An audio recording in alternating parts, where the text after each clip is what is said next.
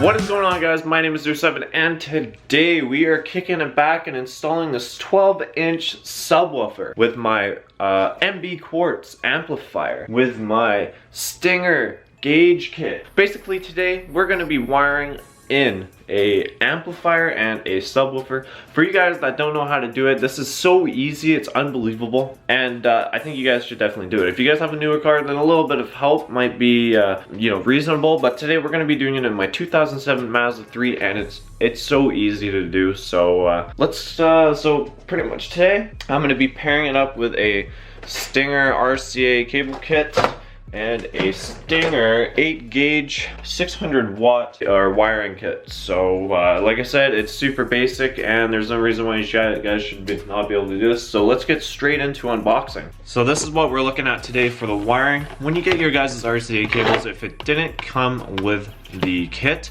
then make sure you get around 17 feet. This is 17 feet, so it should reach from the back of my Mazda to the front where my deck is. So let's go ahead and unbox this, and I'll show you guys a wiring diagram after that. Be careful you don't cut yourself on this stuff. It's very sharp. So here we have it. This is what this is basically all the stuff you need. So you get all your connectors and all whatnot, which is going to be needed for this. There is no cheap way of doing this. You guys have to do this a good way. This is going to be your remote wire, which is also very important.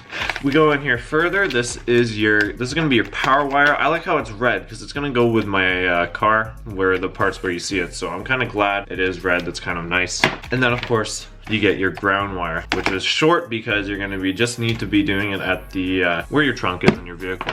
Then you get a bunch of zip ties and stuff like that if you guys need to wire a bunch of stuff together. And then at the bottom you get your fuse. Very nice sized fuse, I'm not gonna lie. This is some good quality stuff. How do you open the ends? And just to open the ends, all you have to do is screw it. And then what you guys do is you take an Allen key, you unscrew it in there, and then you stick your wire in through there, which is your power cable, and then it reaches to your fuse. Basically that's what you get in that kit. And then also you guys will need the RCA cables. So yeah, these are your RCA cables, just 2 RCAs and then 2 RCAs on the end. So this is all the wiring you guys will need, and let me show you guys quickly how you guys are going to be doing this. So to start off the wiring, we're going to start with power. So basically when you start at your battery, you're going to have your fuse chilling here. Your battery is going to connect, let's say right here. Your fuse can't be farther than, I believe, I want to say it's like foot or something like that. So it's got to be relatively like right outside your battery. So I'd say like right there is probably good. So basically what you do is you chop it, wire it in, chop it, wire it in. Then you'd wire all your power through to the back of your trunk. So now that's done, your power is set up. Now on the other side of your car, you need to make sure that your RCA cable and your remote wire are on the other side of the vehicle. So they can't be on the driver's side that you did your power on, or it will cause interface issues. So basically what you do is you plug these into your deck where you have a little bit of output in the back, and you run it to the back, and there you go. That would be done. Remote wire, you have to wire to a remote thing, so kind of something that turns on with the ignition, so maybe like a light that turns on in your dash or something like that. So that is that, and then you wire it on the same side as the RCA cables, and then that is done. Your ground wire you plug into your amplifier, and then you just ground it to your back seats, which I will be showing you guys how to do. And basically that's it. Like it's a lot easier than you guys think it is. So let's get straight into the installation. No waiting today. So good luck, and let's get into it. Alright guys, so to get this started, we have to connect the power wire to the battery. So we obviously got to find a way to get the wire through the firewall into the inside. So on my car there is a little area. So that thing right there that you guys see right there, arrow on screen will be pointing towards it. That is where, right there is where you guys are going to want to run your power cable through. So basically take your power cable, shove it through the little hole, pull that little thing back there, shove your power cable through the hole, and then just throw it up as much as you can. If you guys have a friend that can look on top of the hood to see for you guys, then it'll be so much easier. But you guys will see the power cable come through and fish up all the way up to the battery. Alright guys, so I finally got the wire fish through. It took me a few times because I didn't know where it actually is, but if you guys look in there, it's just a little hole right there. So if you guys are in a Mazda 3, you just look straight in and it's just a tiny hole where my finger your ends. So now that I got the power wire through, we're going to hook the fuse up to the battery terminal. So you're going to want to obviously take your fuse, and you need an Allen key to unscrew these, because basically you're going to wire them, splice the wire and then put them through here. So basically how I'm going to do this is I cut it off so I could fish it through easier, but basically it's going to connect to my power terminal, and right when the wire comes outside of the battery cover, it's going to be connected to the fuse. I'm going to have it sit around right about there. So basically now what we have to do is splice these two together and then connect that to the battery, and then we'll continue on to removing the body panels, wiring it through to the back of the trunk.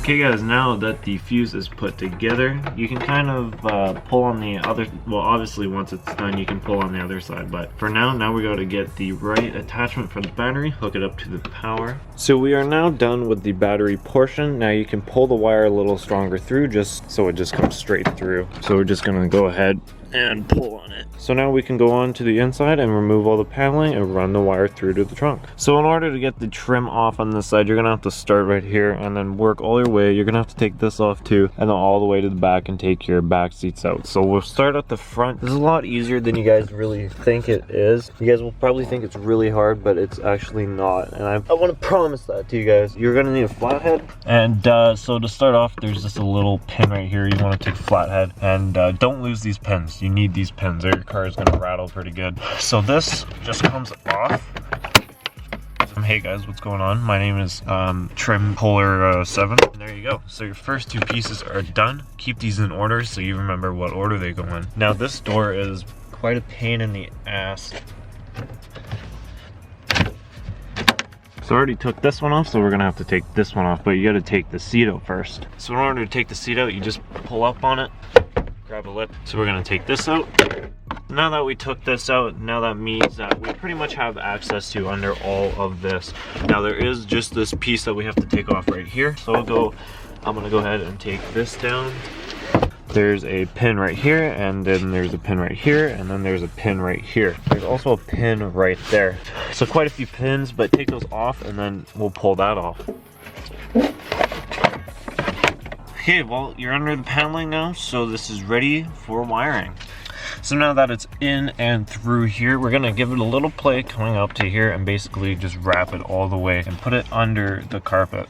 So you do get a lot of wire, so I just kind of start by just chucking all your extra back there. And basically, like, once you're done putting it through the grommet, like through the firewall, that's probably the hardest part about this entire thing, I'm not even gonna lie. Just go ahead and try and get this under the carpet as well as we can. Make sure you got some slack up here. There you are, so that's parts hidden. Let's move on to the rest of it. Just going along here, just tucked it under here.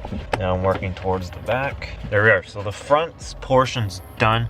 Now we gotta work to the back. Okay, so we got more wire obviously, so just kind of stretch to the back. You guys will have, if you guys are in like just a basic car, you guys are gonna have a lot of wiring left over, so don't worry about it. Keep tucking her under there, buds. See that? So now we're gonna go ahead and throw all your cable in the back.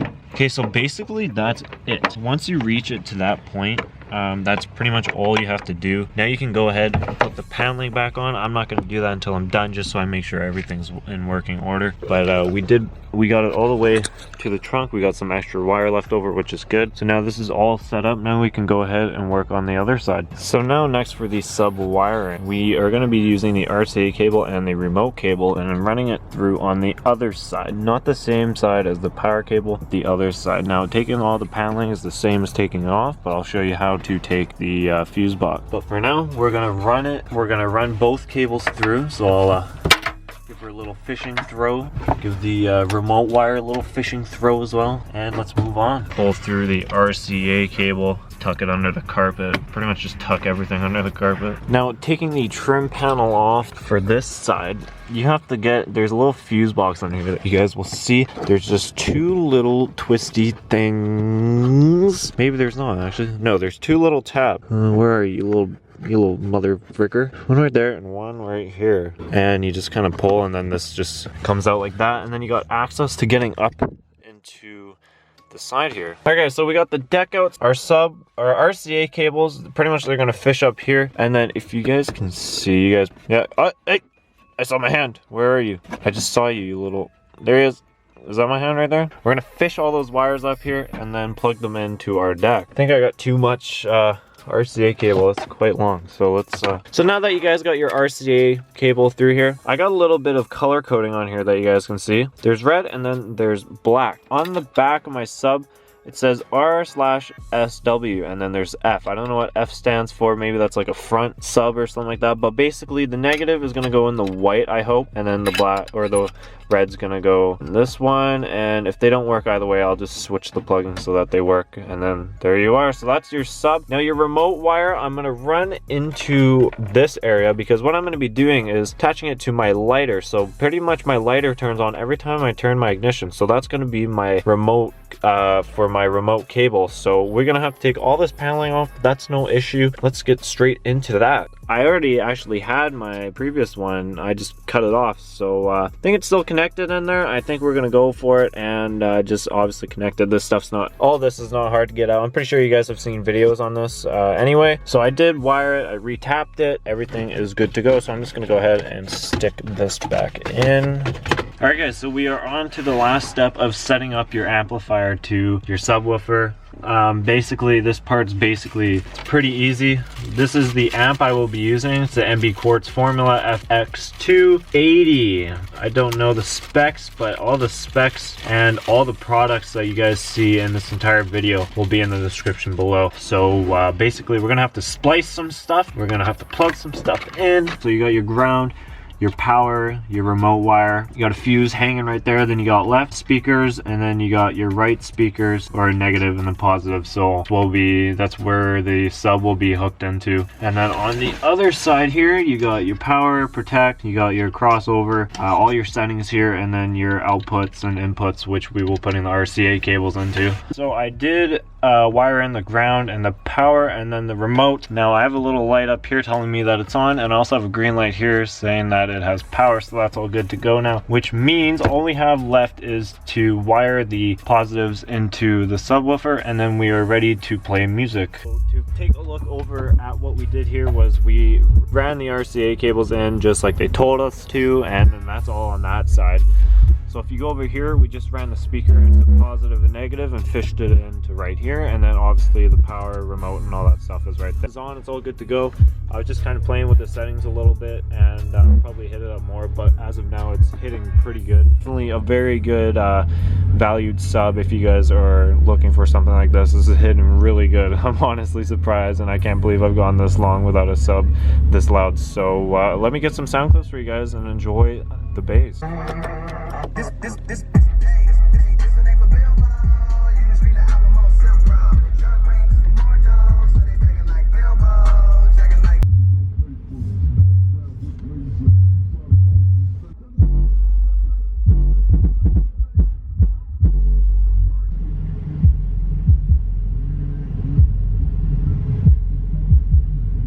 So that's the video for today, guys. Hope you guys enjoyed. It's pretty easy, and the outcome is definitely amazing, and I thought it wasn't going to be as great, but it turned out to be like insane. So basically I'm running a 12-inch MTX Terminator. It's a 200 RMS with a 600 watt Mac, and I think it's paired up with a 320 watt amp at 4 ohms. So the sub runs at 4 ohms. It's using a little more power, but the box is huge and it's vented too, which helps it with the low RMS to create more of a hit, and it definitely hits really good. And I mean, I barely have the levels up on my amp and it hits like super insane, like way good enough for me. So I'm definitely happy with my purchase and everything, and everything for the wiring. If you guys have any questions or anything, let me know, and all the products that you guys see in the video will be in the description down below. If you guys want to see more videos like this, make sure to hit that subscribe button. But my name is Dude7. I'll see you guys in the next one.